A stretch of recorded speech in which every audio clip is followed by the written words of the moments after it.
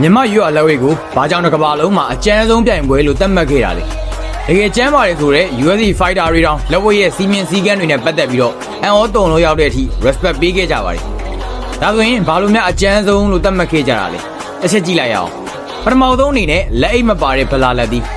ဒါကြီးကတော့လမ်းစရာပါပဲ Fighter တယောက်ရဲ့လက်သီးအားပါဝါကစနစ်တကျပြင်းထန်စွာလေ့ကျင့်ထားတာပါခိမိတာနဲ့လူတယောက်လုံးပြစ်လဲသွားနိုင်တဲ့အထိအချက်ကောင်းရင်ဘဝပြောင်းသွားနိုင်တဲ့အထိဖြစ်နိုင်တာမို့လို့တော်ယုံစားနေတော့လက်ဝဲစီးမင်းကိုခိုးဖို့မလွယ်ပါဘူး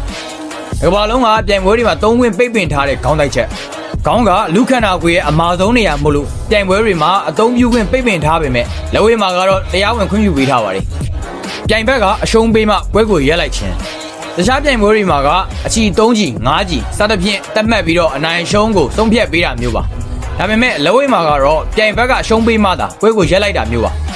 ပွဲချီတွေတက်မှတ်ထားတာမရှိပြိုင်ဘက်ကစိုးစိုးရွားရွားဒဏ်ရာရနေရင်တော့ကစားသမားရဲ့နီးပြားကအနာတောင်းနှာနဲ့ယူတတိပြန်ရအောင်လုပ်ပြီးတော့ပြိုင်ပွဲကိုဆက်ကစားစေရတာမျိုးအရှုံးနိုင်ရလက်တွေမထွက်ရှင်ရှင်ပြန်ရတာမျိုးပါ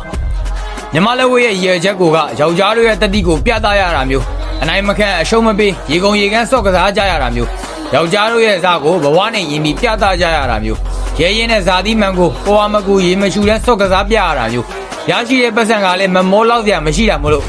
လက်ဝဲကိုကဘာတဝမ်းကဖိုက်တာတွေလာမကစားကြပါဘူးအဲ့တော့လေသူတို့အနေနဲ့ရင်ဖို့မဖြစ်နိုင်ပါဘူး